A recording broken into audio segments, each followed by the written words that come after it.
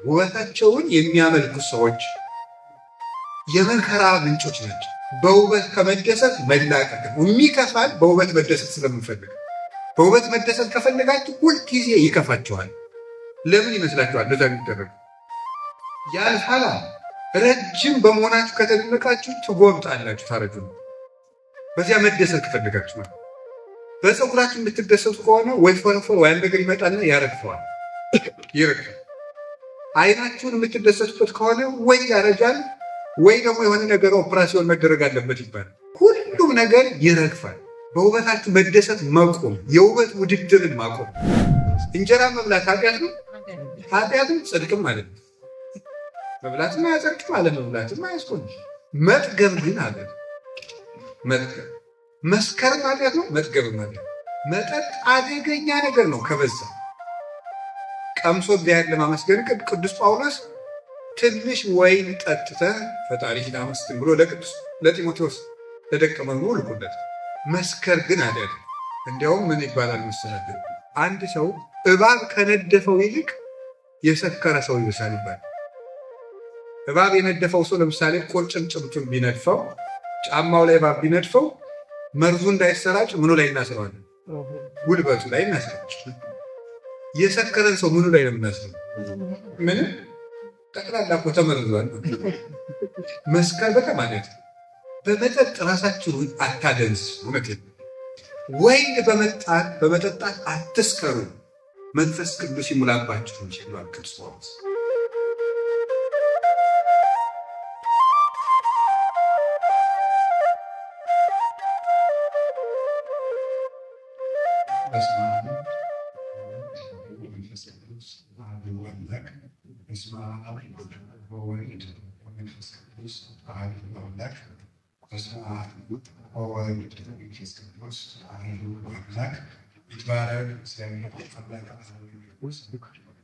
ምሕረቱን ቸርነቱን ይቅርታውን በሕይወታችን ላይ ያጸናልን የአባቶቻችን አምላክ ቅዱስ እግዚአብሔር እሱ ለዘላለም የተመሰገነ ይሁን።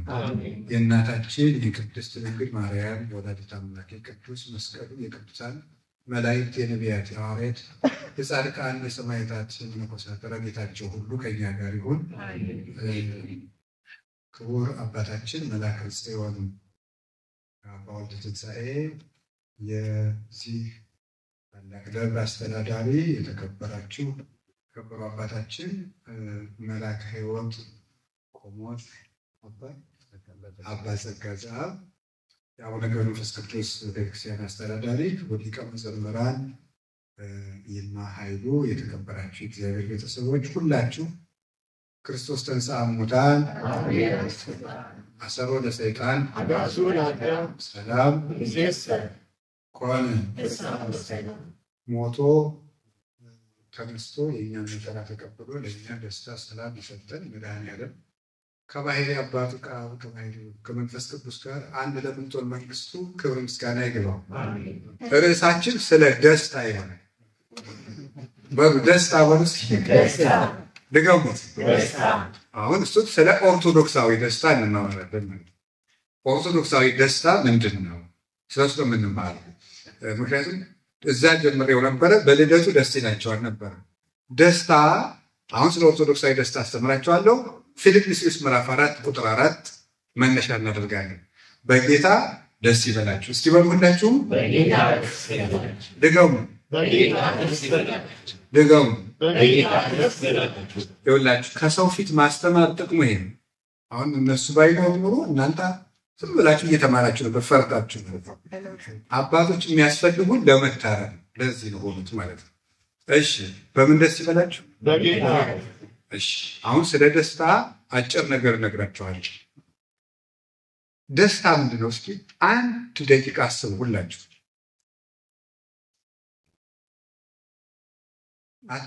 እሺ አሁን አውሩስ በርሳችሁ ስለ ደስታ ቶሎ ሁላችሁ። ደስታ ምንድን ነው? አውሩ።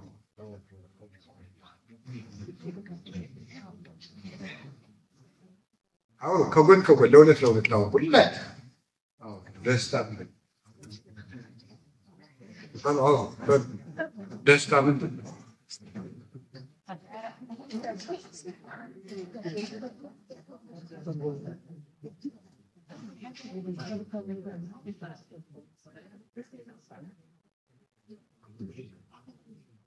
እሺ አንድ ጥያቄ ጠይቃችሁ፣ ሰው ለምንድን ነው ሁልጊዜ የሚከፋው? ሰው ለምንድን ነው ሁልጊዜ የሚከፋው? ተስፋ ስለሌለው፣ በውስጡ ደስታ ስለሌለው፣ የሚያስከፋ ነገር እየገጠመ ከእምነት ውጭ ስለሆነ፣ በእግዚአብሔር ተስፋ ስለሚቆርጥ። አይ በጣም ግሩም ነው። በጣም ለምንድን ነው ደስታ የምንፈልግሽ? ሐዋርያው ቅዱስ ጳውሎስ በተስፋ ደስ ይበላችሁ። ሐዋርያው ቅዱስ ጳውሎስ በተስፋ ደስ ይበላችሁ ነው። በጣም ግሩም ነው።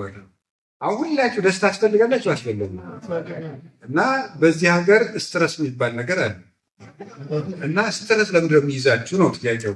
ዶክተር ሐሳቡ ለምንድን ነው የምትጨነቁት? በጣም ጥሩ። እሺ ለማንኛውም ሁላችሁም ትክክል ናችሁ። አሁን ወደ ትምህርቱ ልውሰዳችሁ። በጣም ግሩም። በዓለም ላይ የሚፈጠሩ ችግሮች ሁሉ ስለ ደስታ ካለን የተሳሳተ ትርጉም የሚፈጠር ነው። በዓለም ላይ የሚፈጠሩ ችግሮች ሁሉ ስለ ደስታ ካለን የተሳሳተ እይታ የሚፈጠሩ ናቸው። የሚፈጠሩ ችግሮች ሁሉ የሚፈጠሩ ሁለት ነገር ነው። አንድ ሁለት ሶስቱን አንስቼ ልንገራችሁ። በዓለም ላይ የሚፈጠሩ ችግሮች የሚፈጠሩት ስለ ደስታ ካለን የተሳሳተ የተንሸዋረረ አተያይ ያሁኑ ችግር ነው። ደስታ ለአንድ ኦርቶዶክሳዊ ምንድን ነው? ይህን ስታውቁ ሁልጊዜ በሰላም መኖር ትችላላችሁ። ቀንም ሌት እውነት ነው የምናገር። ደስታ ለእናንተ ምንድን ነው? ስለዚህ አንዳንዱ ነገር ኦርቶዶክሳዊ የኑሮ መርህ ሊኖረው ይገባል። ለምሳሌ የተሳሳቱ ደስታዎችን ያመጡ ሰዎች ምሳሌ ምን አይነት ችግር የተፈጠረ? ለምሳሌ አርጤምስ የምትባል ሰው ነበረች። አርጤምስ ታውቋታላችሁ። ግሪክ ውስጥ የነበረች ጣዖት ነው። በየቦታው ስትረብሽ የነበረች ቅዱስ ጳውሎስ ሲታሰር ሲገረፍ የነበረው በአርጤምስ ምክንያት። የዚህች ሰው የደስታ ምንጯ ምን ነበር መሰላችሁ? ውበቷ ነበር። አባቷ መልከኛ ሰው መጥቶ ልጅህን ስጠኝ ሲለው አይ መልከኛ ብትሆን ሀብት የለህም ይለዋል። ሀብት ያለው መጥቶ ልጅህን ስጠኝ ሲለው ሀብት ቢኖርህ መልክ የለህም ይለዋል። ሀብትም መልክም ያለው ሰው ሲመጣ ስልጣን የለህም ይለዋል። ስልጣንም ሀብትም መልክም ያለው ሲመጣ ከነገስታት አትወለድም ይለዋል። እንዲህ እያለ ሲያጣጥል ሰው ሁሉ ሲንቅ ልጅቱን የሚያገባጥፍ እንዲህ ስትመካ እሷም እንደዚያ ስትመካ መጨረሻ ላይ ምን ሆነ? አንድ ጠንቋይ መጣና ምን አለ? የዓለም ንግስት አደርግሻለሁ አለ። እሺ አለች። ሰው ሁሉ እንዲሰግድልሽ አደርጋለሁ አለ። እሺ አደረገና ወረቀቱን ጻፈና ለአጋንንት ሰጣቸው። ለአርጤምስ ያልሰገደ ይሞታል የሚል ወረቀት። ያን ወረቀት አጋንንት ጻፉና በአየር ላይ በምታት ለአርጤምስ ያልሰገደ ይሞታል የሚል ጽሑፍ በሰማይ ላይ ያሳዩ። ህዝቡ እንደተሰበሰበ ሰው ሁሉ ለአርጤምስ ሰገደ። እሷ ደግሞ ማንን ወለደች? ዜውስን ወለደች። የአምላክ ልጅማ አምላክ ነው ተብሎ ለእሱም ተሰገደ። ከዚያ በኋላ የክርስትና መከራ ሁሉ የመጣው በምን ይመስላችኋል? በዚህ ሰው ምክንያት ነው። በውበቷ መደሰት የምትፈልግ ሰው በመሆኗ እሷን የሚያመልኩ ሰዎች ናቸው ሐዋርያትን ሲያሰቃዩ ሲገሉ። እነ ቅዱስ ዮሐንስ ወንጌላዊ በእሳት ውስጥ በፈላ በርሜል ውስጥ እንዲወረወሩ ያደረጋቸው፣ በደሴት እንዲታሰሩ ያደረጋቸው ይህ ምክንያት ነበር። ውበታቸውን የሚያመልኩ ሰዎች የመከራ ምንጮች ናቸው። እውነት ለመናገር ከቃሉ ጋር ናቸው። እግዚአብሔር ከሁላችን ጋር። ስለዚህ የመጀመሪያው በውበት ከመደሰት መላቀቅ ነው። የሚከፋል በውበት መደሰት ስለምንፈልግ። በውበት መደሰት ከፈለጋችሁ ሁልጊዜ ይከፋችኋል። ለምን ይመስላችኋል? ለዛ የሚደረግ ያልፋል። ረጅም በመሆናችሁ ከተደነቃችሁ ትጎብጣላችሁ፣ ታረጁ። በዚያ መደሰት ከፈለጋችሁ ማለት በፀጉራችሁ የምትደሰቱ ከሆነ ወይ ፎረፎር ወይ አንድ ነገር ይመጣና ያረግፈዋል፣ ይረግፋል። አይናችሁን የምትደሰቱበት ከሆነ ወይ ያረጃል ወይ ደግሞ የሆነ ነገር ኦፕራሲዮን መደረግ አለበት ይባላል። ሁሉም ነገር ይረግፋል። በውበታችሁ መደሰት ማቆም፣ የውበት ውድድርን ማቆም። የውበት ውድድርን እኔ ከገሌ ጋር ገሌ እንዲህ አድርጎ ገሌ ትናንትና አንድ ሰው ያገኘን አባታችን ጋር እዚህ ፈረንጅ የሞሮኮ ሰው ነኝ መሰለኝ የሞሮሺየስ ሰው ነኝ እና እንደው ለኢትዮጵያ ሄጄ ነበር አንድ 10 ጊዜ ያለ ምን ትበክረናለህ ለኢትዮጵያውያን አልኩ። ዝም ብሎ ሲያዩ ኢትዮጵያውያን ናቸው አይደል ያለ ስናልፍ ምን ትበክረናለህ? ሁሉን ነገር ኮፒ ከማድረግ ማቆም አለብን። ራሳችሁን ሁኗል። ከአሜሪካ ያየነው ሁሉ ማድረግ ከዚያ ያየነው ሁሉ ማድረግ ሁሉን ነገር ኮፒ በማድረግ ማንነታችን አጥተናል። ለኢትዮጵያውያን የምመክረው ከ2000 ዓመት በላይ የሆነ ማንነት አላችሁ። ማንነታችሁን ጠብቃችሁ ነው ብሎ ነበር ይነገረን ማለት ነው። ምሽት ላይ ያገኘነው ወደ ባውስልሽ ነገር። ስለዚህ ቤተሰቦች ሰው ውበቱን በውበት መደሰት ሲፈልግ ነው የሚደረገው ይጠፋል። ፋሽን ለምሳሌ ለምንድን ነው የመጣው? ለምን ይመስላችኋል? ፋሽን ሰው ሁሉ ደሃ ያደረገው ማንነትን የለወጠው አውሮፓውያን ማንነታቸውን እያጡ በምን ይመስላችኋል? በፋሽን ከመደሰት አይታችኋል። አይታችኋል የሰው ፍላጎት መጀመሪያ ለምሳሌ ሰፊ ልብስ ነበር ሰው የሚለብሰው፣ ሰፊ ሱሪ ነበር የሆነ ጊዜ። አሁን ደግሞ ጠባብ ከግጋር ጥብቅ የምትል የወንዶች ራሱ ነበር። ቀጥሎ ቀዳዳ ሱሪ በውድ ነው የሚሸጠው። እሱ እንዴት ቀዳዳ ሱሪ ሰው በውድ ገዝቶ ፋሽን ያደርጋል? አዳዲስ ነገሮችን በመሞከር መደሰት ከፍተኛ የሆነ የህሊና ስቃይ ነው። አታውቁትም? እውነት ለመናገር ማለት እግዚአብሔር ሰዎች ውበት ደስታ አይደለም። በፍጹም አትደሰቱ።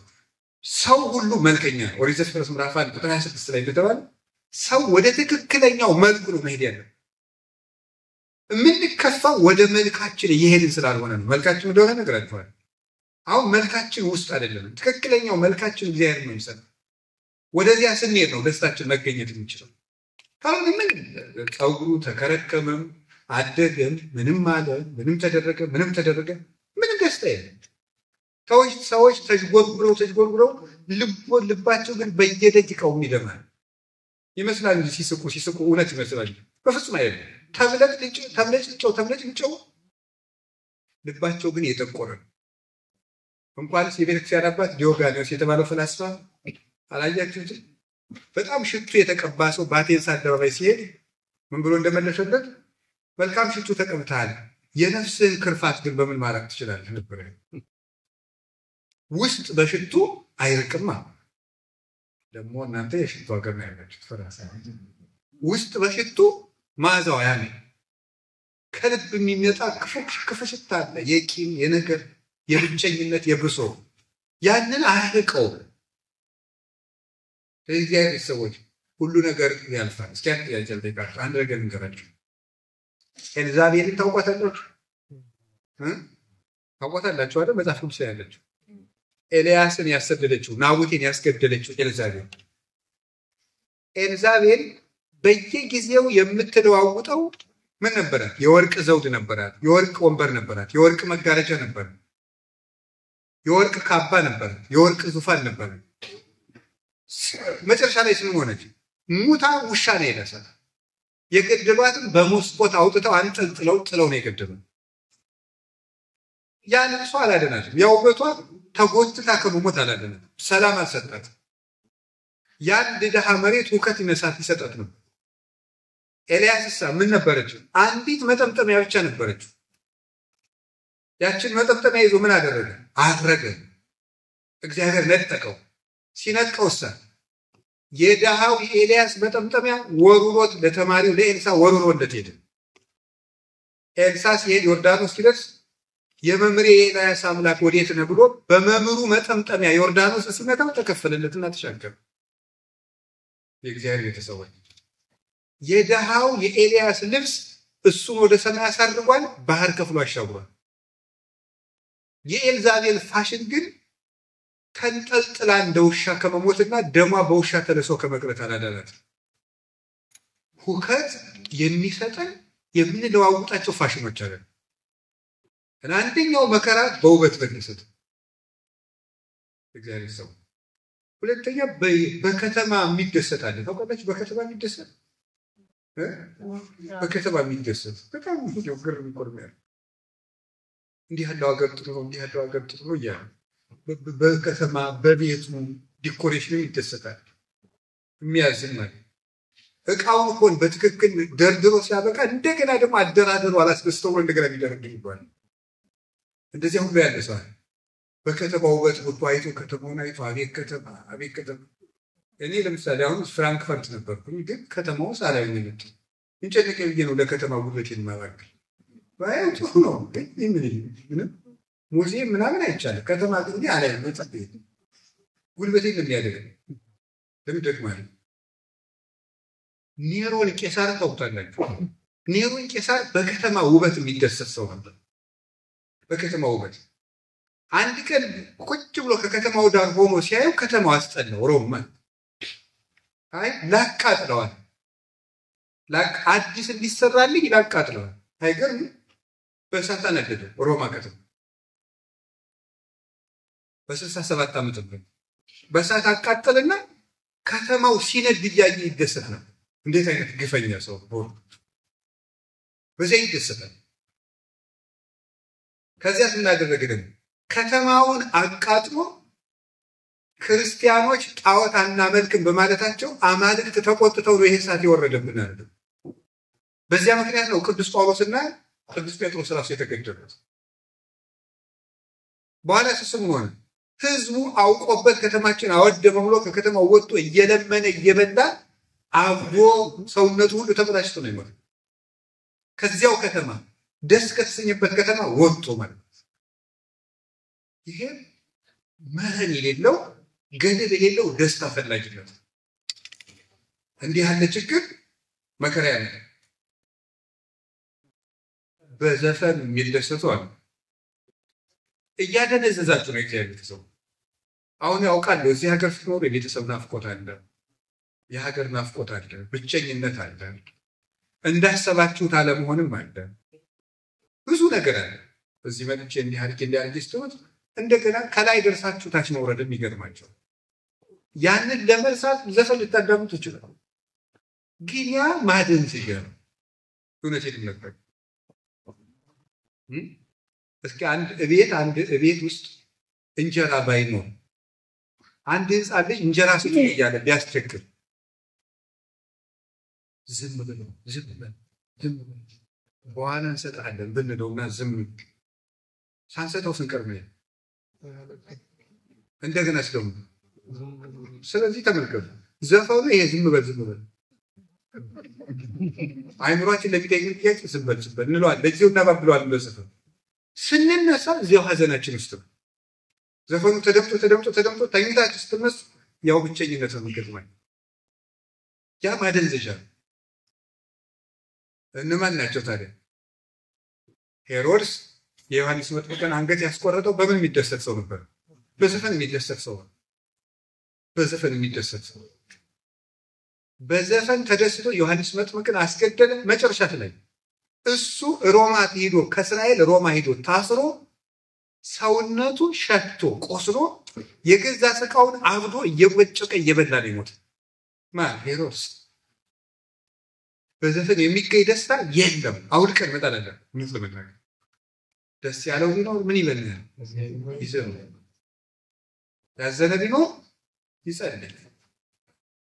ስለዚህ ሰዎች እሱ ደስታ አይደለም። የደስታን ኮምፓሳችሁን አስተካክሉ።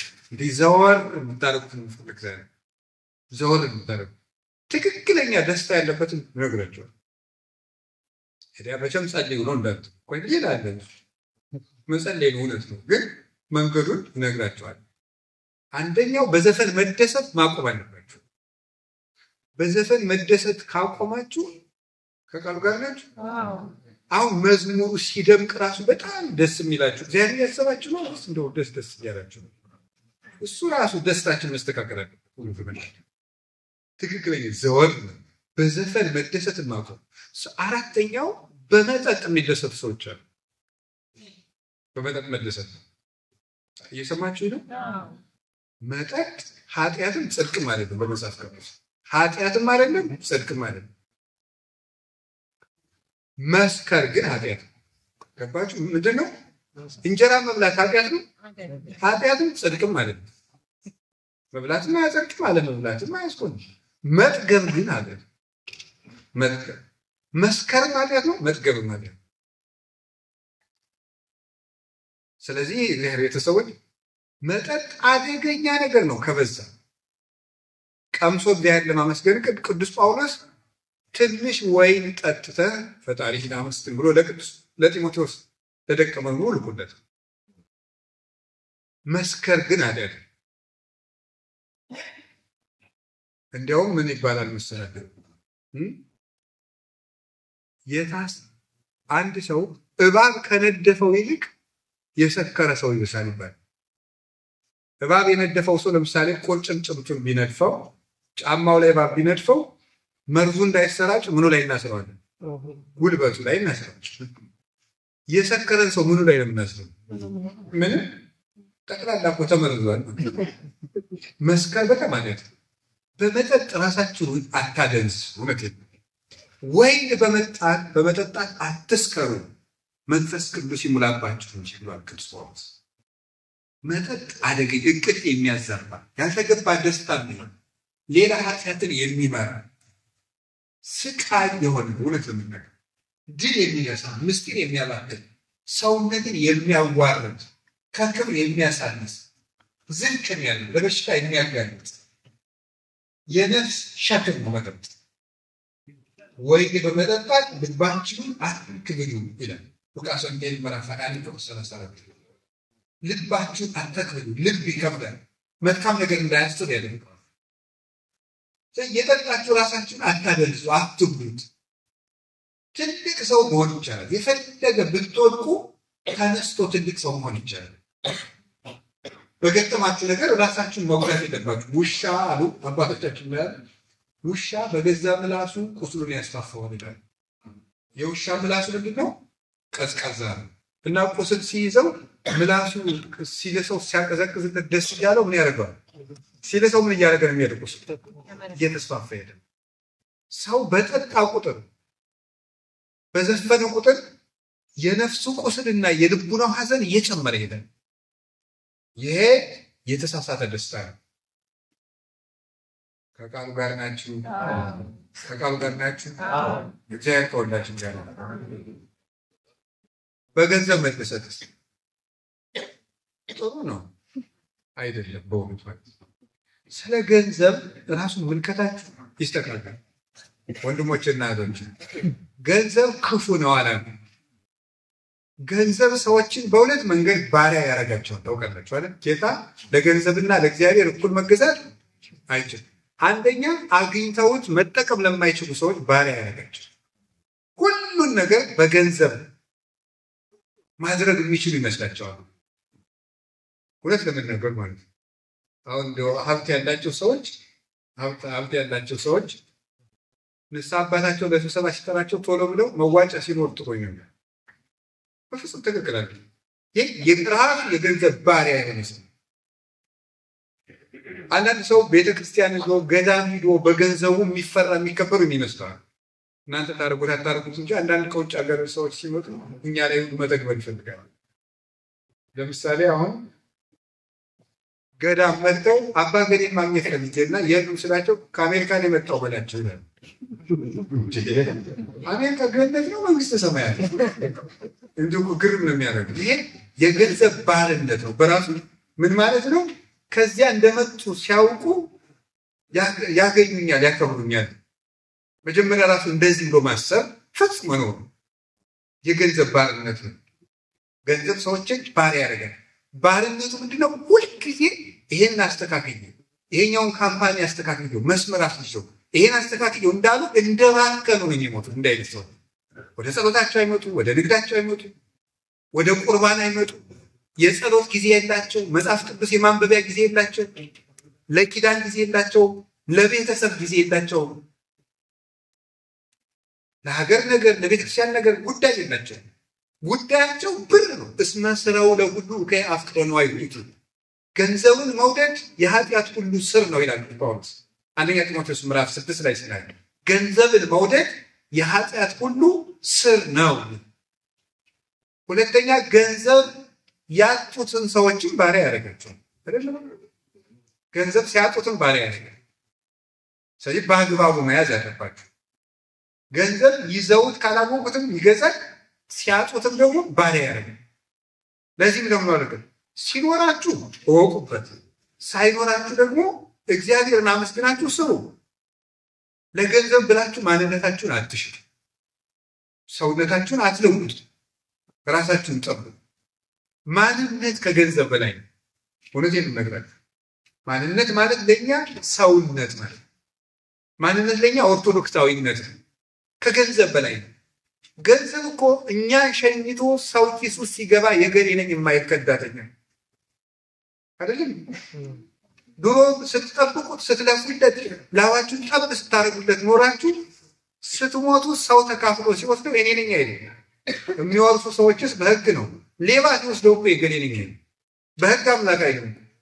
ሰለቱ በሚሄድ ለዚህ ከዳተኛ ብላችሁ ማንነታችሁ እንዳትተው።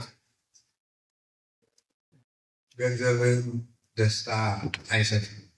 እስኪ አንድ ጥያቄ ልጠይቃችሁ። ቃል ለጉሮሮ የጣፋጭ ነው በእግዚአብሔር ስም ለምን? እስኪ አንተ ልጠይቃችሁ። ማር በልታችሁ ጉሮሯችሁ ውስጥ ጣፍጧችሁ ያውቃል?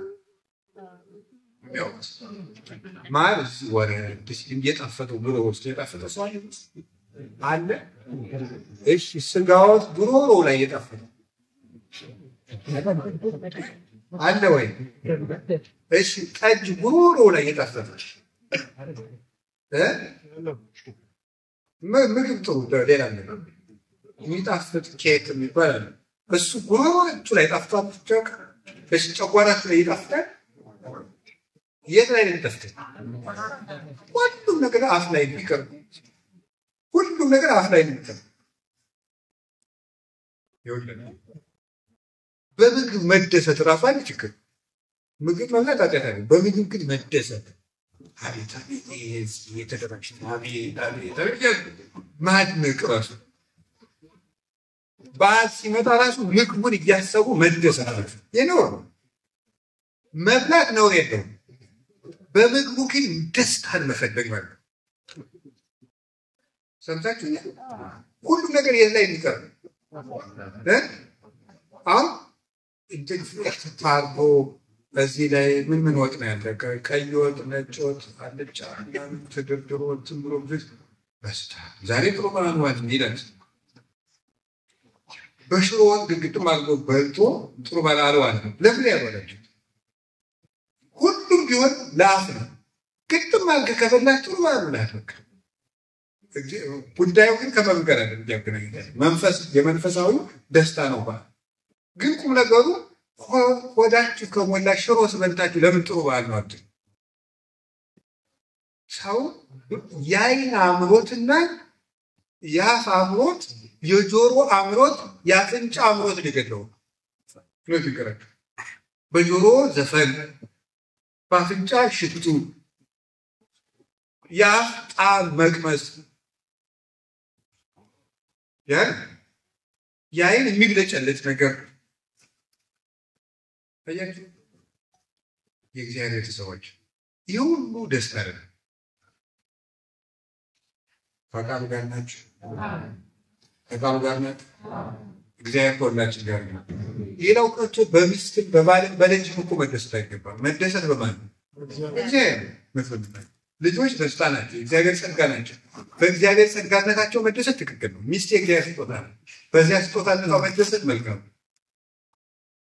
ባል ከእግዚአብሔር በዚያ ስጦታነት መደሰት መልካም ነው።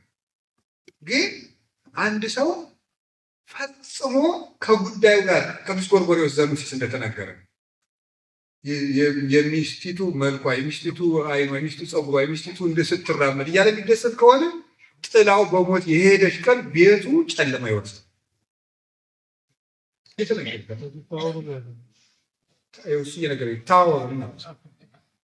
ምንድን ነው ሰው ይህን ሁሉ ችግር ያመጣው? ለምን ይመስላችኋል? ሰው ደስታ ማጣት ነው። ለምን ግን ሰው ለምንድን ነው የማይረካው ብላችሁ እምነት የሌለውን ሰው ጠይቁት።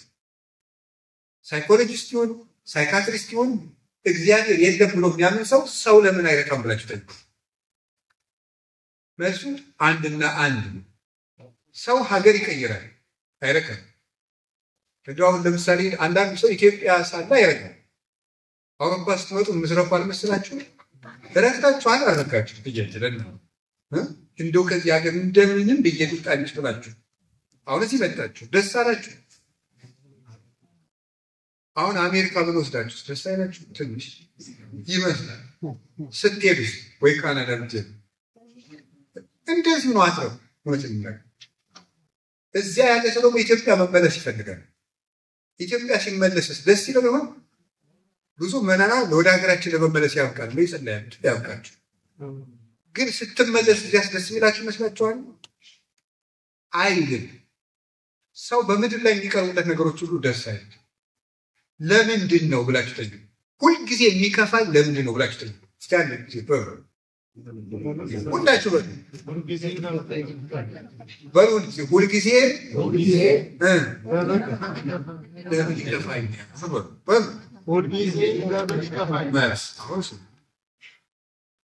ሁልጊዜ የተሳሳተ ቦታ ደስታን ስለምንፈልግ መልሱ ሁልጊዜ የተሳሳተ ቦታ ደስታን እንፈልጋለን። ሰማችሁ? ከዛ ያ ደስታ ደግሞ ትንሽ ይሰጠንና መልሶ ምን ይደለም ደስታን እንድንፈልግ ያደርገን። ደስታን እንድንፈልግ ያደርገን። ሁለት ታሪኮችን ብቻ እዚህ ጋር እንገራችሁ። እንግዲህ ለምንድን ነው ስትሉኝ የሰው ልጅ የማይረካበት ዋናው ምክንያት የሰው ልጅ ደስታው እግዚአብሔር ስለሆነ። የሰው ልጅ ደስታው እግዚአብሔር ስለሆነ ስለዚህ ሰው የሚፈልገውን እስከሚያገኝ ድረስ ልቡ ሲቃተት ይኖራል። ይለብሳል፣ ደስ አይለውም። ይበላል፣ ደስ አይለውም። ቤት ይሰራል፣ ደስ አይለውም። አዲስ ሞዴል መኪና በመጣ ቁጥር ይገዛል፣ ደስ አይለውም። ያገባል፣ ደስ አይለውም። ለምን? የሰው ልጅ የመጨረሻ ደስታው እግዚአብሔር ነው። መዝሙር 16 ላይ ቅዱስ ዳዊት ሲናገር እንዲህ ይላል፣ ወእጸግብ በርኤ ስብሐቲከ እግዚኦ፣ አቤቱ ፊትህን በማየት እጠግባለሁ። ፊትህን በማየት እጠግባለሁ። እግዚአብሔርን ማየት የማየት መጨረሻ ነው። እግዚአብሔርን ማየት የእይታ ሁሉ መጨረሻ ነው። እግዚአብሔርን ያየ ሰው ሌላ ማየት የሚፈልገው ነገር የለውም። ሌላ የሚናፍቀው ነገር የለም። አረጋዊ መንፈሳዊ የተባለ የቤተክርስቲያን አባት እስመ ዘምኀቤከ የአርፍ ንጽሮተ ኩሉ ነባቢያ፣ የአመስጋኞች ወይም የተናጋሪ ፍጡራን የመላእክትና የሰዎች እይታ የሚያርፈው አንተን ሲያይ ብቻ ነው። አንተን ሲያይ የሚያይን ሁሉ ያርፋል ይላል። የዓይኖች ሁሉ ማረፊያ የመጨረሻው እግዚአብሔር ነው። እግዚአብሔር ሰው የመስማት መጨረሻው እግዚአብሔርን መስማት። እግዚአብሔርን የሰማ ሰው ያን ሊሰማው የሚፈልገው ነገር የለም። እንግዲህ የሚሰሙ ድምጾች ሁሉ አይረብሹትም። እግዚአብሔርን የሚሰማ ሰው ቅዱስ ዳዊት እንዲህ ይላል፣ አጸምዕ ዘይነብበኒ እግዚአብሔር አምላኬ የስመዑ ይነብብ ሰላም ለሕዝብ። ፈጣሪ እግዚአብሔር የሚለኝን እሰማለሁ፣ እሱ ለወገኖቹ ሰላምን ይናገራልና ይላል። ማን ነው እሱ? እግዚአብሔር። አንድ አባት በረሃ ውስጥ ሲኖር መላእክትን ለማየት ደረጃ ደርሰው ነበር እና የገበያው ግርግር ራሱ ቅርጫት ሰርቶ ሊሸጥ፣ እንግዲህ መነኮሳት እየሰሩ ነው የሚተዳደሩ። እጅ ስራውን ሊሸጥ ገበያ ሄዶ ያ ሁሉ ገበያተኛ እየተራወሱ እሱ ግን የሚያይ ማን ነው? ሚካኤልና ገብርኤል ነው። ሚካኤል ነው ወይስ ገብርኤል ነው የሚበልጥ እያለ ያደንቃል። ባለ ቅርጫት ስንት ነው አለ። መልሱ ምንድን ነው? ሚካኤል ይበልጥ ወይስ ገብርኤል ብሎ መለሰ። ሞኝ ነህ እንዴ? እኔ ቅርጫት ነው የጠየቅኩህ ብሎ ጥሎት። ሁለተኛ ባለ ቅርጫት ስንት ነው ቅርጫት? ሚካኤል ይበልጣል ወይስ ገብርኤል? መልሱ ነው። ሶስተኛ ባለ ቅርጫት ስንት ነው ቅርጫት? ሚካኤል ይበልጣል ወይስ ገብርኤል? አይ ሞኝ ገዥ አጥቶ ቤቱ ነው። ገበያ መሃል ሆኖ የገበያውን ድምፅ ትቶ የነማንን ድምፅ ነው የሚሰማው? የመላእክትን ድምፅ ይሰማል። ሰላም ያለው ሰው በሁከት መሃል እንኳን የተረጋጋ ነው፣ አይረበሽ። የትም ሰላም መሆን ይችላል። እግዚአብሔር ነው የሚያስ ቅዱስ እንጦንስ የበረሃ ኮከብ ነበረ። በረሃ ውስጥ እየተጋደለ ሲኖር ምንም ውሃ በሌለበት ተክል በሌለበት እየተጋደለ ሲኖር በእስክንድሪያ ከተማ መናፍቅ ተነስቶ ሊከራከር መጣ። ሲመጣ የእስክንድሪያ ምዕመናን ሁሉ ለመባረክ ሰፈሩበት። አስተባባሪ ምዕመናን ረባይታዊ ነው አትንጫጩበት አለ። እሱ ግን እንዳልሰጣቸው ተው እንጂ ይህ እኮ የክርስቶስ በጎች ድምፅ ነው አይረብሽም። ይህ የማን ድምፅ ነው ያለው? የክርስቶስ በጎች ድምፅ ነው ነበር ያለው። አይረብሽውም። በቀላሉ ቅዱስ ዮሐንስ አፈወርቅ ያለው ነገር ነው። ወደ ትልቅ ውቅያኖስና ወደ ጥልቅ ውቅያኖስ ችቦ እያሰራችሁ ይፈዱና ወሩሩበት። ውቅያኖሱን ልታነዱት ትችላላችሁ ነው? አታነዱትም። እግዚአብሔር ወዳለው ሰው ትዕግስተኛ ሰው ሂዱና የፈለጋችሁን ተናገሩ። ልቡን ልታቆስሉት አትችሉም። ልታስቀይሙት አትችሉም። ለምን? ውቅያኖስ ነው እሱ። ወደ ውቅያኖስ ችቦ የፈለገ በዓለም ላይ ያለው ሕዝብ በሙሉ እያነደደ ወደ ውቅያኖስ እሳት ቢወረውር ውቅያኖስን ማንደድ አይቻልም። እግዚአብሔር ያለውን ሰው ማናደድ ራሱ አይቻልም። ማስቀየም ማስቆረፍ እኮ ራሱ አይቻልም። አሁን እኛን ለማናደድ ግን ከባድ ነገር ይጠይቃል። አሁን እናንተ እኔ እንዲያውም በሁለት ደቂቃ ላስቀይማችሁ ይሁን አንድ ደቂቃ አሁን ሁሉም ሰው እዚህ አዳራሽ እንዲወጣ ማድረግ አልችልም። ክፉ ነገር ተናገር ይችላል። በጣም ገለባ ሆነናል። እውነት ነው። ቀላል ነገር ነው የሚያስከፋል። በቃ ሆድ ብሶናል መሰል። እንኳንስ ባወቅነው ነገር በገመትነው ነገር እየከፋን ተቸግረን በመሰለን ነገር እንኳን ይከፋል። ለምን? በጣም ግልብ ሆነናል። እውነት ነው። እግዚአብሔር ሰዎች ደስታችንን እግዚአብሔር ወደ ማለት ምን ማለት እንደሆነ እሱ ታውቃላችሁ። እግዚአብሔር ሲሆን ሁሉ ነገር ስናጣው፣ እግዚአብሔር ግን ምን አይነት አይታጣም። ባል ሲሞት ለሚስት የሚቀራት ማለት እግዚአብሔር ነው። ባል አብሮ ይኖራል እስከ መጨረሻው እስከ ቅጣው ድረስ ወይ ሚስት ትቀርማለች ወይ ባል ይቀር። ሚስት ስትሞት ለባል የሚቀረው ማለት እግዚአብሔር ነው የሚቀር። አባትና ሲሞቱ ለልጆች የሚቀራቸው ማለት እግዚአብሔር ነው። ባለስልጣኖች ተሽረው ሲታሰሩ እጃቸው ላይ የሚቀረው ጥሪት ማለት እግዚአብሔር ብቻ ነው።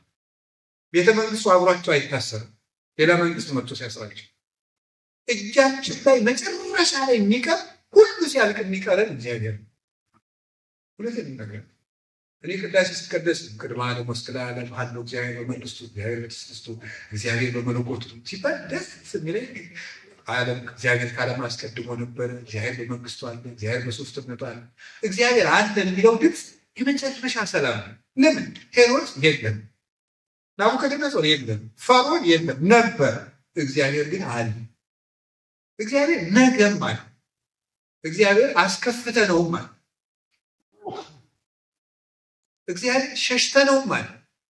እግዚአብሔር ጠፍተን ስንመጣም አለ። እግዚአብሔር ሁልጊዜ አለ።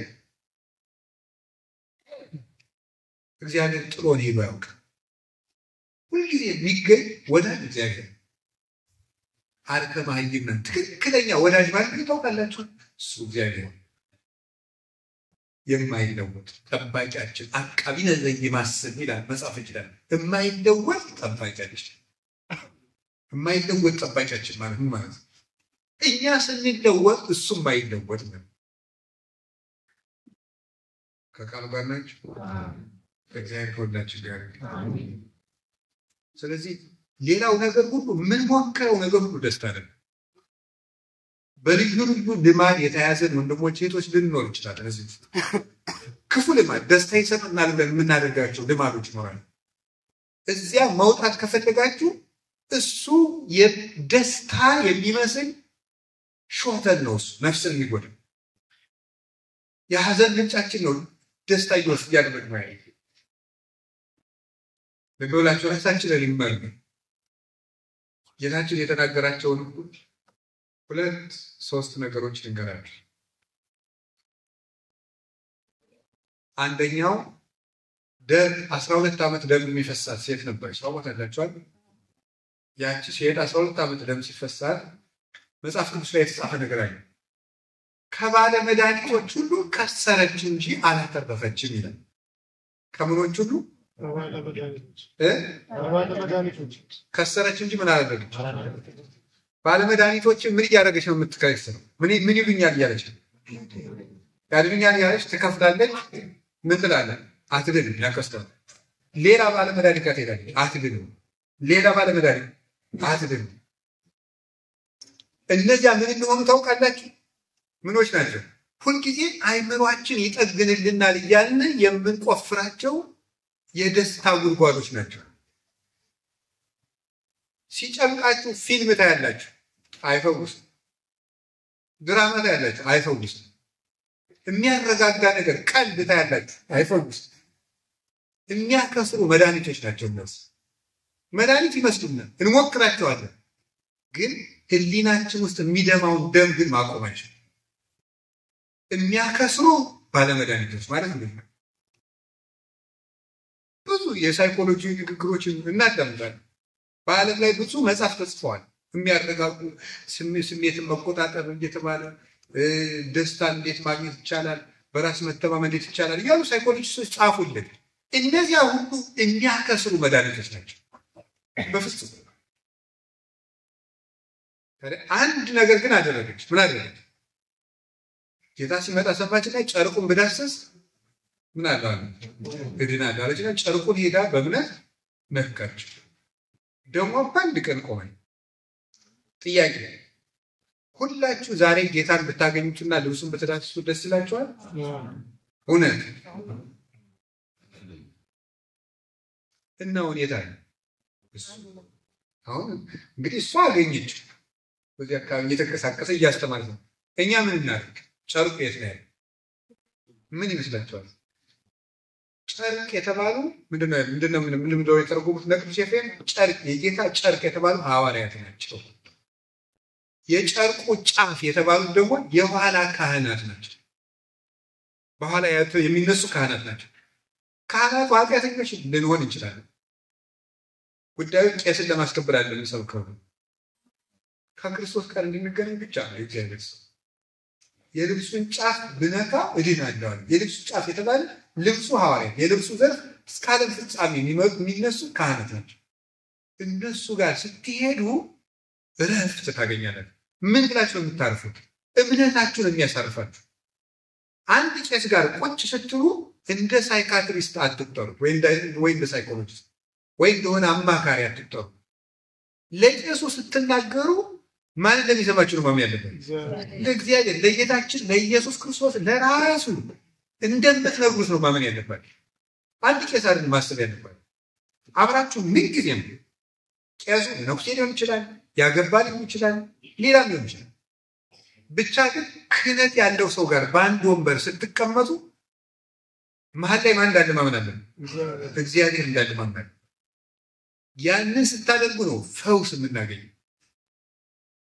ብዙ ጊዜ እኮ ለካህናት ጭንቀታችን ተናገር ለምን ማንን ይመስላችኋል? ድሮ ሐዋርያት ይፈውሱ ነበር። የዛሬ ካህናት ለምን ደግሞ አይፈውሱ? ምልክት ካላየን ቄሱ የሚፈውስ ስለማይመስለን ወይም ደግሞ አንዳንድ የካህናት ኃጢአቶችን ስለምናይ ስናይ እንዲሁ መቼም ህጉን ለመጠበቅ ልናዘዝ እንጂ እንደው እሱ እስኪያው 40 ዓመት የዘጉ ባይታዊ ብታዩና እሳቸውን ብታዩና አሁን እዚህ ሊመጡ እና ያመማችሁን ሁሉ የምትድኑ አይመስላችሁ አይደል? እንደው ከተማ የሆነ ቄስ ደግሞ ሻሹን ጠብቶ ወዚህ ይመጣ እና ገበስላቴ ተሳለም ቢላችሁ ያደገኛል ታላችሁ አንነ ችግራችሁ እዚህ ላይ ነው። ማድረግ ያለብን ማለት ነው የሚፈውሰን ማለት መዳን የልብሱ ዘርፍ በሉ የልብሱ ዘርፍ ነው። ያ ልብስ እኮ ክርስቶስ የለበሰው ልብስ እኮ እንደማንኛውም ልብስ ወይ ጥጥ ነው ወይ ሐር ነው፣ ሌላ አይደለም። ልዩነቱ የማን ልብስ ስለሆነ? የክርስቶስ ልብስ ስለሆነ። ቄሱ እኮ እንደኛ በደለኛ ነው። ልዩነቱ ግን የማን ክህነት ስለያዘ? የእግዚአብሔር ክህነት ስለያዘ። እግዚአብሔር ይፈውሰናል ካል እንድናለን። ስለዚህ የመጨረሻውን ልባችን ውስጥ የሚደማውን ደም የሚያደርቀው የክርስቶስ ልብስ ነው። የመጨረሻው ደግሞ አንድ ሴት ላስታውሳቸው። ዮሐንስ ወንጌል ምዕራፍ 4 ላይ ያለች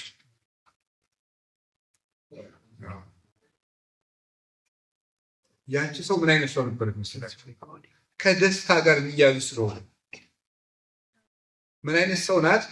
ጌታችን ኢየሱስ ክርስቶስ መንገድ ሰብሮ ሄዶ ያገኛት ሴት ነው። ሺህ ጊዜ ነው ያስተማርኩት ስለዚህ ሰው ግን ክርስቶስን ስለምትወክል ሁልጊዜ ብናገርላት ወይም ታሪኳ እሱን ስለምትወክል አልሰለችም። ሄዶ ውሃ ስጭኝ አለ። ምን ብላ ነበር የመለሰችለት? አንተ አይሁዳዊ እኔ ሳምራዊት እንዴት ውሃ ትለምነኛለህ አለች። ውሃ የሚለምንሽ ማን እንደሆነ ብታውቂ አንቺ ትለምነኝ ነበር አለ። ምን ብላ ሰጠችው? እንዴት አለች። አንተ ይህን ጉድጓድ ከሰጠን ከያዕቆብ ትበልጣለህ አለች። ከዚህ ጉድጓድ የሚጠጣ ሁሉ ይጠማል፣ እኔ የምሰጠውን ውሃ የሚጠጣ ግን አይጠማም። ሁሉ ዘይሰቲ ዝቱ ማይ ይጸምእ ወይመጽእ ዳግም፣ ከዚህ ውሃ የሚጠጣ ሁሉ መልሶ ሊቀዳ ይመጣል፣ መልሶ ይጠማል። እኔ የምሰጠውን ውሃ የጠጣ ግን መልሶ አይጠማም ማለት ነው። ያንን ውሃ ስጠኝ እባክህ መልሼ እንዳልጠማ መልሼም እንዳልቀዳ አለች። ምን ብሎ እንደመለሰላት ታውቃላችሁ? ባሉን ጥልቅ ባልሽን ጥሪውና ልስጥሽ አለ። ባል የለኝም አለችው። ጌታ ምን አላት? ልክ ነሽ፣ 5 ባል ስለነበረሽ ማንን ትጠሪያለሽ? አሁንም ከአንቺ ጋር ያለው ባልሽ አይደለም። ክርስቶስ ሲመጣ እውነቱን ይነግረናል አለችው። እሱን የነኝ አለ። ከዚያ በኋላ ተነስታ በከተማው ሄደችና ሕይወቴን የነገረኝ ኑ ላሳያችሁ እያለች የከተማውን ሰው በሙሉ ወደ ጌታ መስባ መጣ። አሁን ነገር አስተውሉ። እግዚአብሔር ሰው የመጀመሪያ ጌታ ያንን ውሃ ከዚያ በኋላ መልሶ ጠይቋታል አልጠይቃትም? አልጠይቃትም። ሁለተኛ ያቺ ሴት ያንን ውሃ መልሳ ጠይቀዋለች አልጠይቀችም? አልጠይቀችም። ጌታ ለምንድን ነው ያን ውሃ መልሶ ያልጠየቃት? ክርስቶስ የጠማው ውሃ ሳይሆን የእሷ መዳን ነበር። ውሃ ጠማኛ ክርስቶስ ውሃ ጠማኛ አለ የዚያችን ሴት መዳን ነው እንጂ ውሃ አልነበረም።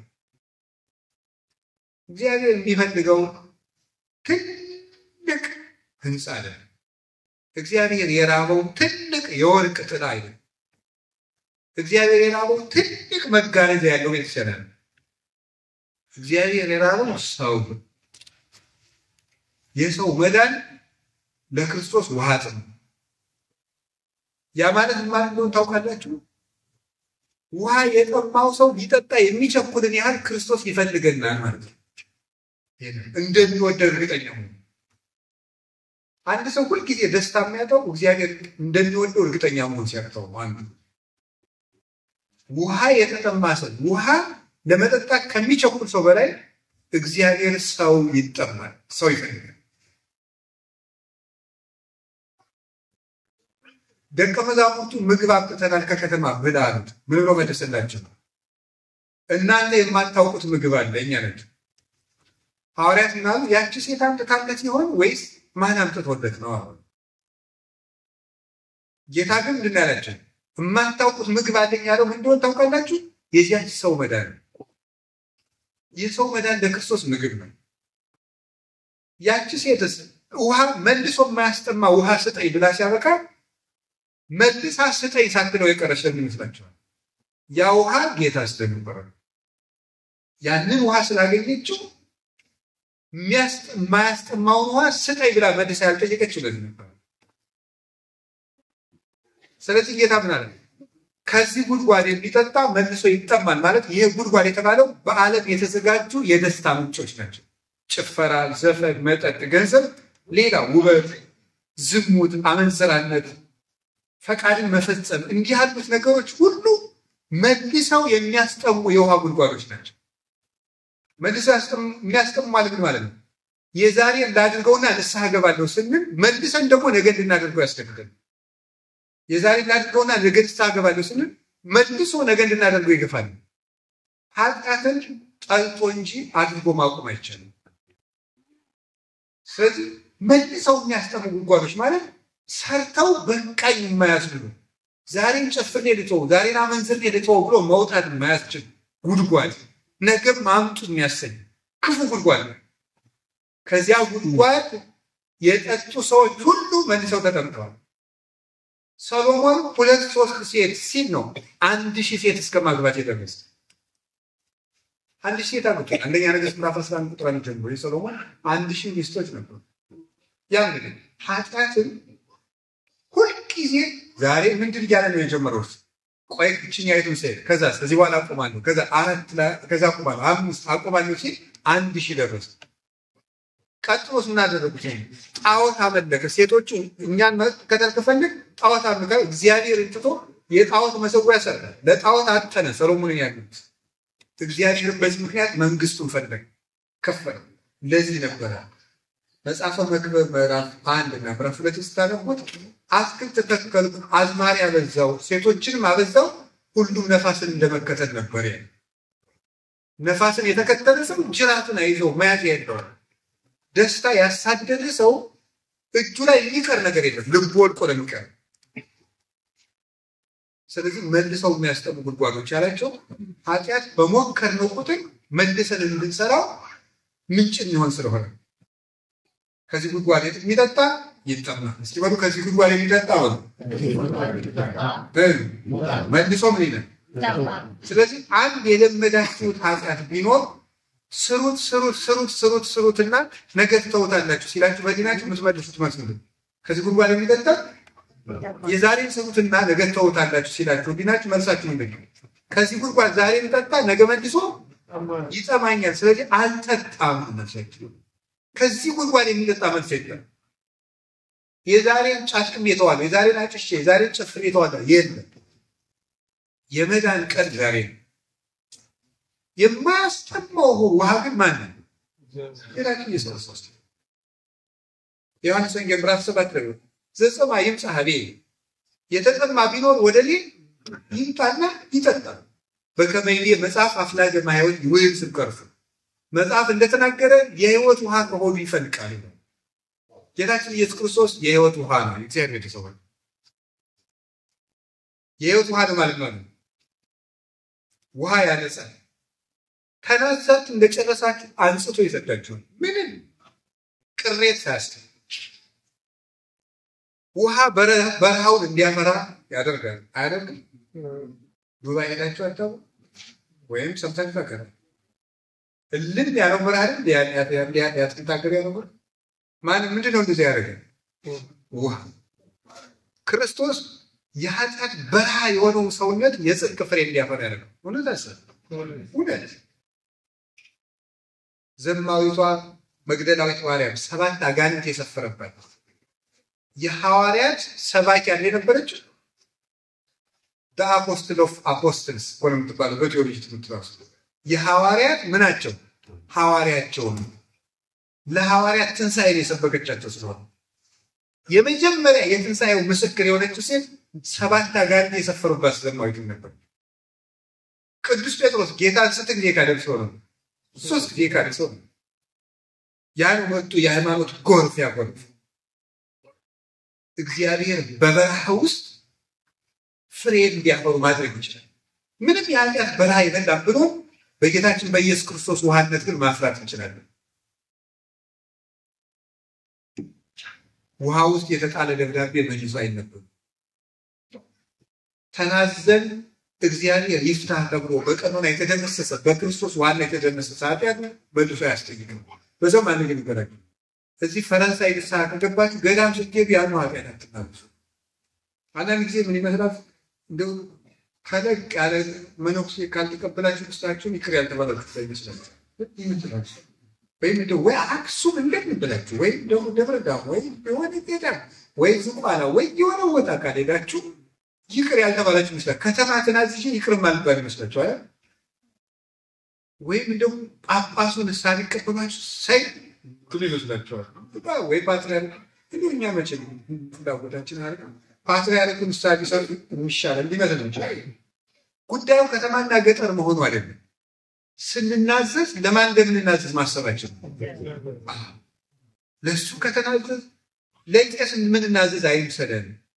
ቅዱስ ጴጥሮስ ለዚህ ነው ስጋ ወደሙ ስንቀበል ቄሱ የሚያቀብለና አይምሰለን፣ ራሱ ክርስቶስ ያቀብለናል እንጂ ቄሱ እንዳጥሙ ተልእኮውን ይፈጽማል ብሎ ነው የተናገረው።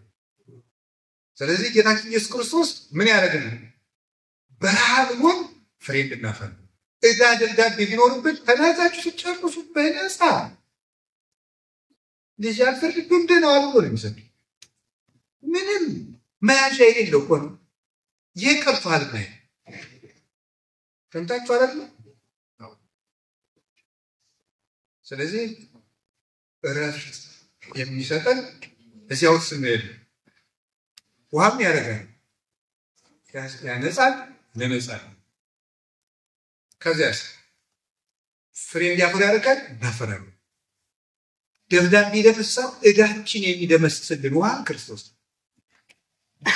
ጥም ይቆርጣል። ምን ውሃ ሁሉን አድርገን አልቆረጥልን ያለው የልባችን ጥም የሚቆረጠው መድኃኔዓለም ስናገኝ እሱ ነው። የነቢያትን ጥም የቆረጠው እሱ ነው። መቼ ነው የምትመጣልን ያለው? የመላእክትን ጥማቸውን የቆረጠላቸው እሱ ነው። መላእክት እግዚአብሔርን የማየት ጥም ነበርባቸው። ዛፈተው መላእክት ከማያውቁ መላእክትን እንዲያዩት የሚያስመኛቸው እሱ ነው የተባለበት። ለአንካሶች እግር፣ ለዕውራን ብርሃን፣ ለዲዳዎች መልካም ቃል፣ ለደንቆሮች በጎ ዜና፣ ለሙታን ትንሣኤ፣ ለተራቡት የሕይወት እንጀራ፣ ለተጠሙት የሕይወት ውሃ፣ ለደከሙት ምርኩዝ፣ ለተሰደዱት መጠጊያ እርሱ ኢየሱስ ክርስቶስ ነው። እሱን ስናገኘው በረፍት እናገኘው። የእግዚአብሔር ስም ሹረት ጌታችን ክርስቶስ እውነተኛ ረፍት ነው። ወደዚያ መምጣት ወደዚያ የሚመጣው በንስሐ ከቃሉ ጋር ናችሁ። እግዚአብሔር ከሁላችን ጋር ይሁን። አሜን። እግዚአብሔር ከሁላችን ጋር ይሁን። አሜን።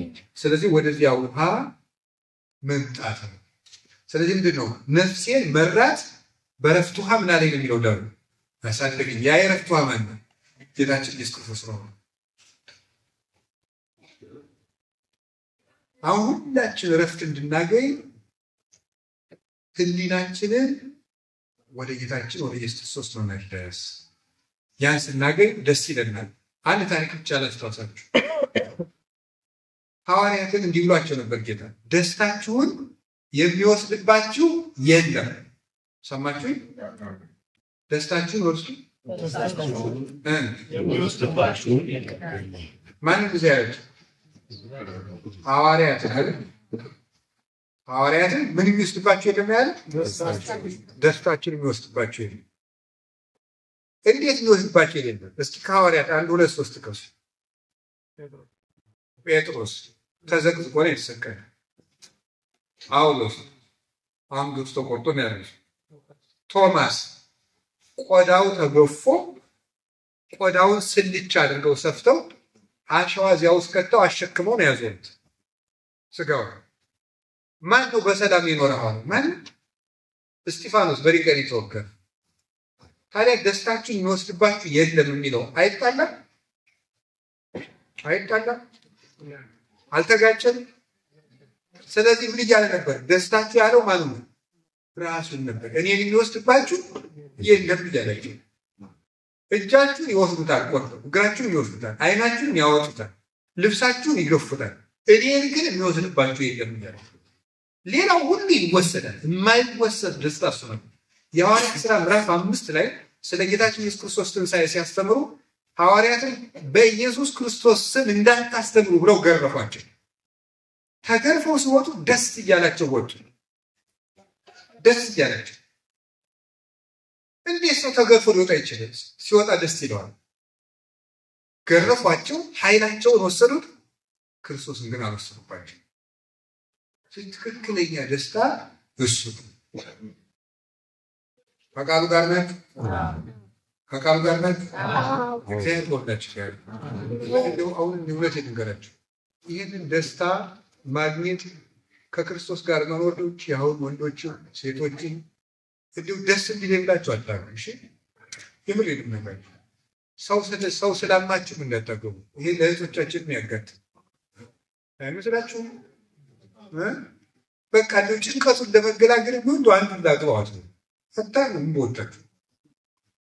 ትክክለኛ ሰው ከመጣ ብቻ ነው የሚቆርብ ሰው ከእግዚአብሔር ጋር የሚያገናኛችሁ እስከ መንግስተ ሰማያት የሚጓዝ ሰው ነው እንጂ እንደው ብቸኝነቱን ልገላገል ብላችሁ ብትገቡ ራሱን የቻለ ሲኦል የሆነ ሰው አለ። መግባት የለባችሁም ሲያው ወንዶች ሴቶች ነው። በተሳሳተ መንገድ ትዳር ውስጥ መግባት ነው ብዙዎችን ደም ያስለቅሳቸው ያለ። እግዚአብሔር የፈቀደው ስጋው ደግሞ የሚቀበል ሰው ከመጣ አግቡ፣ ካልሆነ ግን ማግባት ዶግማ አይደለም፣ ግዴታችሁ አይደለም። ከክርስቶስ ጋር መኖር ነው ግዴታችሁ። ደስታችን እሱ ቢቻላችሁ መልካም ሰው ከመጣ ጥሩ፣ ትዳር ቅዱስ ነው ብሎ መጽሐፍ ቅዱስ ራሱ ጌታችን ኢየሱስ ክርስቶስ ተገኝቶ ወይም የባረከበት ክቡር ጸጋ ነው ለቤተክርስቲያን የተሰጠ ነው። ቤተክርስቲያን የቀጠለችበት አንዱ የተቀደሰ ሰንሰለት ትዳር ካልሆነ ግን ሰው ቁሞ ቀረ፣ ሰዎች ቁማ ቀረች እንዳይልብላችሁ ከብቸኝነት ለመላቀቅ ብላችሁ ማግባት የለባችሁ። በማን ደስ ይበላችሁ? ንገሩኝ እንጂ ደግሜ እላችኋለሁ በክርስቶስ ደስ ይበላችሁ። እስኪ ባሉን ኤፌሶን ማለት ፊልጵስዩስ ምዕራፍ 4 ቁጥር 4 ቅዱስ ጳውሎስ ምን አለ? እስኪ ሁላችሁ ባሉ ደግሜ እላችኋለሁ ሁልጊዜ በጌታ ደስ ይበላችሁ። ደግሜ እላችኋለሁ ሁልጊዜ ደግሜ እላችኋለሁ ሁልጊዜ እንዳሳብ ነገራችሁ እግዚአብሔር ሰው በአንድ ነገር ሁልጊዜ መደሰት ይቻላል? ለምሳሌ በሰርግ ሁልጊዜ መደሰት ይቻላል? መቼ ብቻ ነው መደሰት ይቻላል? በህፃንነታችሁ ሁልጊዜ መደሰት ትችላላችሁ? ምክንያቱም ማን ይመጣል ያሳልፈዋል? ወጣትነት። በወጣትነት ሁልጊዜ መደሰት ይቻላል? ምክንያቱም ማን መጥቶ ይተካዋል? እርጅና ይተካዋል። ሁልጊዜ መደሰት የሚቻለው በማን ብቻ ነው? በእግዚአብሔር ብቻ። ሁልጊዜ መደሰት የሚቻለው በሱ። ሁልጊዜ የናፈቃችሁት ቦታ ኢትዮጵያ ትሄዳላችሁ። አንዳንዶቻችሁ ሄዳችሁ ተደስታችሁ ስትመለሱ በሉ እንግዲህ ቸር ያገናኝ እያላችሁ እያለቀሳችሁ። በዘመድ ሁልጊዜ መደሰት አይቻልም፣ አንድ ሳምንት ወይም 3 ወር። በክርስቶስ ግን ሁልጊዜ መደሰት ይቻላል። ሁልጊዜ ማናጣው ደስታችን ጌታችን ኢየሱስ ክርስቶስ ነው። ብቻችሁን ስትሆኑ ሲጨንቃችሁ ስራ ውላችሁ የዚህ ሀገር ስራ በጣም አጨናናቂ ነው። ስራ ውላችሁ ባዶ ዶርማችሁ ስትገቡ ብቻችሁን እንደሆናችሁ አትረሱ። እዚያ ውስጥ ባላል እስከ ዓለም ፍጻሜ ድረስ እኔ ከእናንተ ጋር ነኝ ነው። አማኑኤል ማለት ነው እግዚአብሔር እኛ ጋር ነው። አማኑኤል በሉ ድገሙ። ምን ማለት ነው? እግዚአብሔር ከማን ጋር ነው? ብቻችሁን አይደላችሁ። ክርስቲያን ብቻውን አይደለም። አልተጠመቃችሁም? ተረማ የተጠመቃችሁ ሁላችሁ ክርስቶስን ለብሳችሁታል። ቅዱስ ጳውሎስ እስኪ በሉ የተጠመቃችሁ በሉ ማን ለብሳችሁታል? ክርስቶስን ለብሳችሁ። ብቻችሁን አይደለም።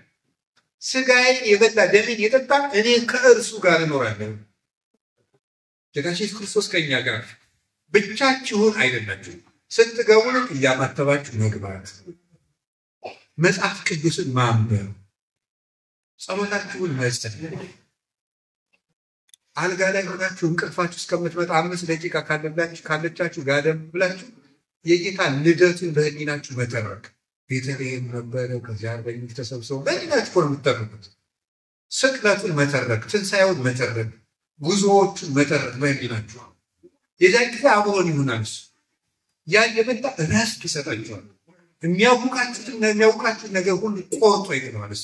እሱ ፍጹም ሰላም ነው። አይዟችሁ ድሀ አደጎች እንድትሆኑ አላደረጓችሁም፣ ሰላሜ እተውላችኋለሁ። የምሰጣችሁ ሰላም ደግሞ ዓለም እንደሚሰጣችሁ አይደለም ብሎ ስትናገር ከቃሉ ጋር ናችሁ። ከክርስቶስ ጋር መኖር ደስታ ይሰጣል ማለት በክርስቶስ ፈቃድ፣ በክርስቶስ ሕግ፣ በክርስቶሳዊ ህይወት መኖር እና መውቀር። የመጨረሻም ነግራችሁ ያንን ውሃ ታገኙና ተደሰቱ። እስኪ ስጋው ደግሞ አትቀበሉ እጃችሁ ነው አውጭ በከይላችሁ ጨቃታችሁ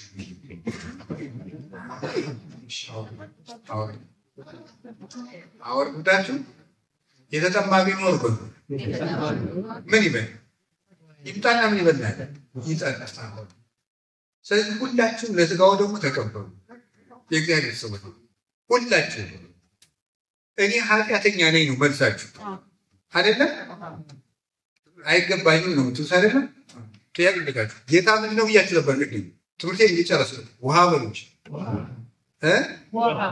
ውሃ የሚያስፈልገው ለታጠበ ሰው ነው ወይስ ላልታጠበ ሰው? ታዲያ እናንተ ኃጢአተኛ ነኝ ካላችሁ ጌታችን ኢየሱስ ክርስቶስ ደግሞ ምንድን ነው ውሃ ነው ያነሳቸው። ጥሩ ውሃ የሚያስፈልገው ለጠጣ ነው ለተጠማ? ታዲያ ኃጢአተኛ ማለት ነው የተጠማ ሰው። መድኃኒት የሚያስፈልገው ለታመመ ነው ለጤነኛ ነው? ጌታችን ኢየሱስ ክርስቶስ ስለዚህ ምንድን ነው መድኃኒት። እኛ ምንድን ነን? በሽተኞች። እንዲያውም የሚያስፈልገን ለማን ነው? ለእኛ ለበሽተኞች ነው የሚያስፈልገን ከጻድቃን ሁሉ ይልቅ። እኔ ጻድቃንን ልጠራ አልመጣሁም። ማንን ልጠራ ነው የመጣሁት? በሽተኞችን ወይም ኃጥአንን ልጠራ ነው የመጣሁ ነው ያለው የእግዚአብሔር ሰዎች። ይህንም ነገራችሁ እስኪ አንድ ሀሳብ ልንገራችሁ። ጤፍ ይቆርባል አይቆርብም? ቆርባል። የሚቀድስ ቄስ ሁሉ መጀመሪያ ማን ቆርቦ ነው? ራሱ ቆርቧል። እኛ የሚያቆርብ ቄስ ኃጢአት ይሰራል አይሰራም? ታዲያ ለምን ይቆርብ? ኃጢአተኛ ሰው መቁረብ ካልተገባው ቄሱ ለምን ነው የሚቆርበው ታዲያ? እንዴ እናንተ ለምን ነው ኃጢአተኛ ነኝ እያላችሁ ከቤተክርስቲያን የምትጠፉትና ከክርስቶስ ለይታችሁ ተለይታችሁ የምትባዝኑ? እንደዛ ከሆነ ለምን ቄሱ? እሺ ጳጳስ ነው ኃጢአት ይሰራል አይሰራም? ይሰራል። አይቆጣም? ጳጳስ አይቆጣም? አይሳደብም? አይቀየምም? ጳጳስ ይቀየማል። ታዲያ እንዴት ይቆርባል? ለምን የሚቆርበው ታዲያ? ማንኛውም ሰው በክርስቶስ ይቅር ተብሎ ነው የሚቆርበው እንጂ የበቃ ሰው የለም። ተገብቶት የሚቆርብ ሰው የለም። ጸሎተ ንስሐ ስንነግር ባሰማችሁ ምንድን ነው የሚለው ካህኑ? እኔንም ወራዳነቴን አይተህ ፍታኝ። እስቲ በሉ ማንም እንደሚለው ራሳቸው ቅዱስ ፓትርያርኩ ቢቀድሱ እኔንም ምንድን ነው የሚሉት? ወራዳነቴን አይተህ ፍታኝ። ፓትርያርኩ ቢቀድሱ ራሱ ወራዳነቴን አይተህ ፍታኝ ብለው ነው የሚቀድሱ እንጂ እኔ ንጹህ ነኝ ብሎ የሚቆርበኝ። መጨረሻ ላይ እናንተ አታውቁትም። ውስጥ መቅደስ ላይ ካህኑ ነው የሚለው እግዚኦ መሐረነ ክርስቶስ ከተባለ በኋላ ቄሱ የሚጸልየው አንድ ጸሎት አለ። ስጋው ደግሞ የሚቀበል ሲል ለራሱ ኦ እግዚእ ኢየሱስ ክርስቶስ እይደልወኒ ከመ ትባዕ ታሕተ ጠፈረ ቤቴ ርኩስ እስመ አነ አስተቆጣይቱከ። ጌታ ኢየሱስ ክርስቶስ ሆይ ወደ እኔ ጣራ ልትገባ አይገባህም። ጣራ የሚለው ምኑን ነው? ሰውነቱን አስቀይሜሃለሁና ነው የሚለው። በድዬሃለሁ እረክሻለሁና ወደ እኔ ልትገባ አይገባኝም። ግን ስለ ዮሐንስ መጥምቅ ብለህ ስለ እናትህ ስለ ድንግል ማርያም ብለህ ይቅር በለኝ ብሎ ነው የሚቀበለው። ይህ የምቀበለው ስጋና ደም ለፍርድና ለኩነኔ አይሆንም ብሎ ነው የሚቀበለው።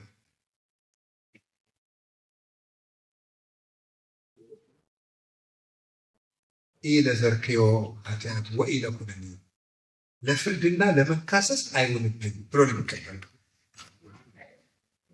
ስለዚህ እግዚአብሔር ሰዎች ለማንም ሰው ስጋው ደግሞ እገሌ ተገብቶታል የሚባል የለም። ከሐዋርያት ጀምሮ በክርስቶስ ቸርነት ሁላችንም ይቆርቡ። ቅዱሳን ሐዋርያት እንኳን ቢሆኑ ያለ እመቤታችን ያለ ቅድስት ድንግል ማርያም በቀር በሕሊናው እሳት ተሸክሞ ያልበደለ ሰው የለም። ስለዚህ እውነቴን ነው የምነግራችሁ፣ የስብከት ዓላማው መረጃ ማቀበል አይደለም፣ ከክርስቶስ ጋር ማገናኘት።